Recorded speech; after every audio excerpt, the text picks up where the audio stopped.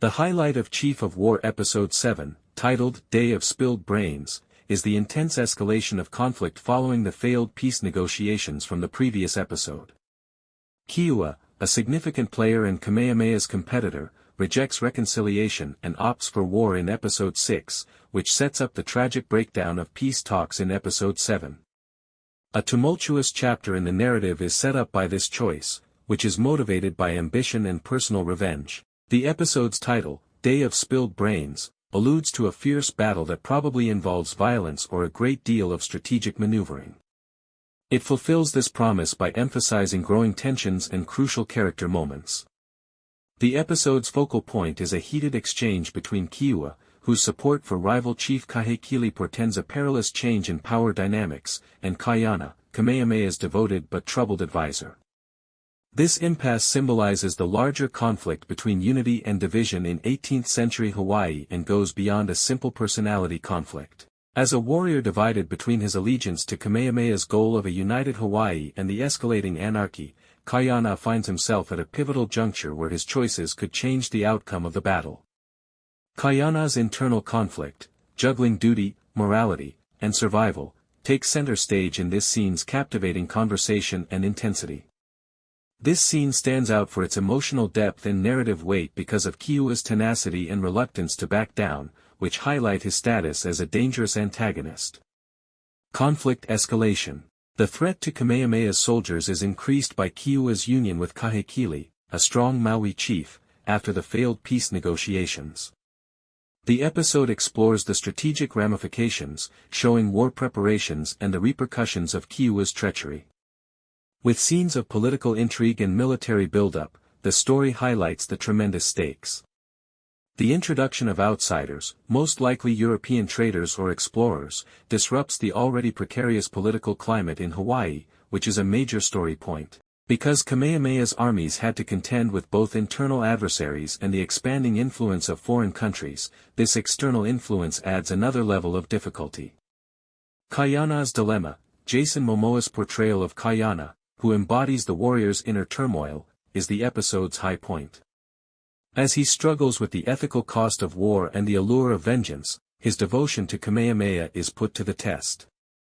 Kamehameha is a unique character because of this storyline, and a lot of the emotional impact of the episode is derived from his decisions. Keoua's vengeance. Keoua's motivations are explained, showing a combination of ambition and personal grievances. His opposition to peace is presented as both a calculated and intensely personal decision, which gives his antagonistic demeanor more depth. Cultural and historical depth. Episode 7 of the series features customs, chants, or rituals that help to anchor the drama in its historical setting, further integrating Hawaiian culture into the plot. The phrase, Day of Spilled Brains, which highlights the harsh realities of the time, may conjure up strong images associated with Hawaiian conflict or a particular historical occasion. I would argue that the pauses in Chief of War are, in a sense, crucial, even if it means defending the show's comparatively slow pacing in the final few episodes. They are there to let you take a moment to reflect on the event and its significance rather than jumping to the next one without considering all the nuances. One thing is certain despite everything that stands in the path of Kamehameha's peace movement. Despite all the odds, the right choice must be made repeatedly. Kamehameha makes numerous modifications in the 6th episode of Chief of War. However, the odds against him aren't going to change. Keoua had no intention of concealing the assault. He desired a spectacular display of the fervor that burns in his veins. In actuality, Kamehameha's unwillingness to acknowledge that his cousin would act in such a manner speaks more to his own ethics than Keoua's. However, even he is aware that there is no other motive for harming Kohala. Though advising his leader to get ready for war doesn't make Kamehameha pleased, he is merely acting in accordance with his moral convictions. Moku agrees with him. However, Kamehameha's counsel has a stronger voice than men's. Kohala politics has benefited greatly from Kamehameha's intellectual prowess. Additionally, Kamehameha, the first woman to have a role in matters of war and administration, has created an environment where the voice of reason is not disregarded simply because the speaker is a woman. Kupuohi has also been fierce in her own domain. She therefore has the confidence of a woman who has never turned to males for guidance or solutions when she stands up for peace in the court of men and volunteers to try to persuade Keoua to declare a truce.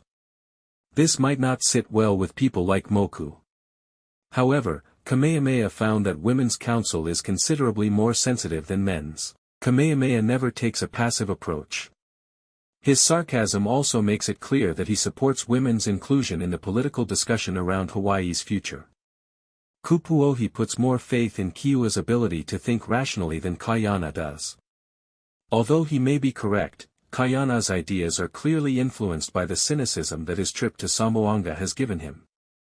The pants he still wears at home and the rifle he carries with him are meant to give Kupuohi the impression that Kaiana has become a little too much like the pale skin. Even Kupuohi makes fun of Kaiana for the indications of his Europeanness when he and a gun-wielding Kaiana visit Kau to try to reason with Keoua. However, Kaiana is not a pet of the Europeans. When they target locations, he is afraid of the debris that results. His paranoia, which is actively controlling his words and behavior, has nearly replaced his terror. That kind much ruins any chance that Kupuohi will be able to make peace during her meeting with Keoua. Because she is originally from Kau, her optimism was dependent on this. Keoua, however, was never going to pursue peace. Everything else has been obscured by his tunnel vision, save for the god of war and the glory and privilege his father gave Kamehameha. He has the power to destroy the entire globe for the god of war. Keoua's intensely self-centered fixation with power over the kingdom of Hawaii has driven him to the point where, in order to feel like the real monarch, he must ceremoniously burn his father's mahiole. The unification of Hawaii is of little concern to him. His only desire is for the god of battle and all of Hawaii to submit to him. Therefore, Kupuohi wasn't mistaken about Keoua, even though he had good reason to be annoyed by Kaiana's lack of trust in her intuition. Kupule has never approved of his father's need for blood, but whether it's fear or respect, he has never truly discussed it with Kahekili. Kupule must have anticipated that not all Maui chiefs would support the increase in violence during Kahekili's reign. A ruler who has been eradicating bloodlines throughout the islands he conquers should terrify everyone with a reasonable head.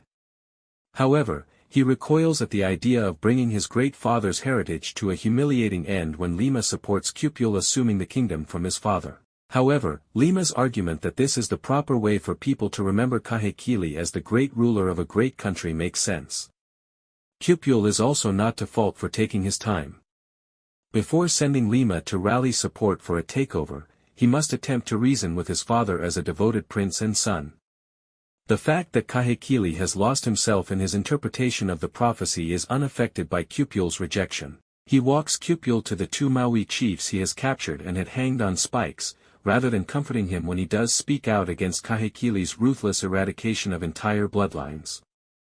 Kahekili believes they have been plotting against him, which is why they are in such a horrible situation. Kupule might no longer be responsible for preserving his father's legacy. Kahekili has made a decision about his image. It's unlikely that he will reconsider. Compared to the last king of Hawaii, Keoua had significantly higher goals. However, whereas Kalaniopuu was naturally admired by his people, Keoua seeks to gain that respect by violence and bloodshed. Keoua's specialty is violence and fear.